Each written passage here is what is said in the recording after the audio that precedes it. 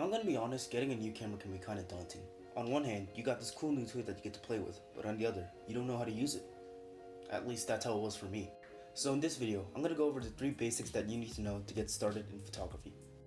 These 3 things are ISO, aperture, and shutter speed. So without any hesitation, let's get to the video.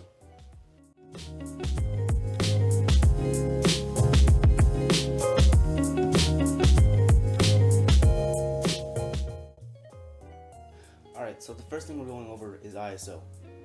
ISO is your camera's sensitivity to light. A lower ISO means you'll get a darker picture, and a higher ISO means you'll get more light in your picture.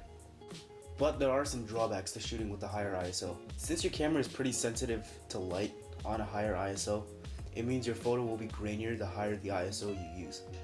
This first photo was shot at ISO 6400, and once you zoom in, you can see the amount of grain that is in the photo. This next photo is shot at ISO 100, and as you can see once we zoom in, it's much cleaner. A general rule with ISO is that you should always use the lowest ISO possible in this situation for the highest quality photos.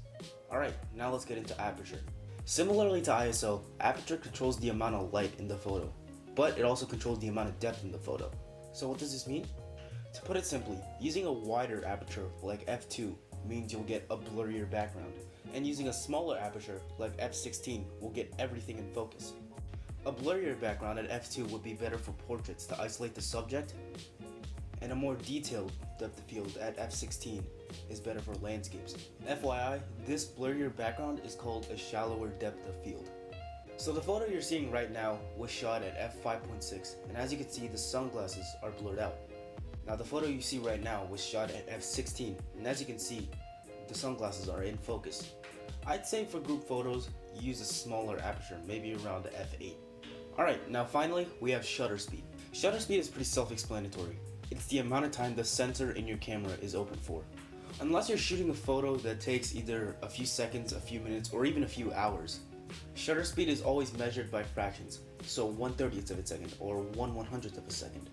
Now, if you want to capture motion like wildlife or sports photography, you would have to have a high shutter speed at around maybe 1/1000th of a second. If you want to do longer exposures, you could do maybe a few seconds, or even a few minutes, maybe even a few hours.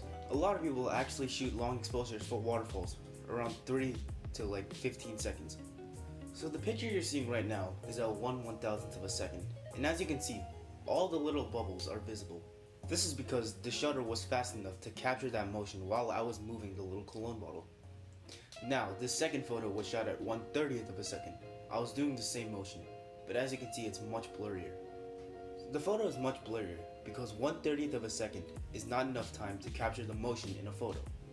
This is why sports and wildlife photographers shoot at a high shutter speed to capture all the motion they can. Alright, so that was my little video on camera basics. I hope you learned something in today's video. Make sure to like the video, subscribe, comment, and turn on post notifications. Peace!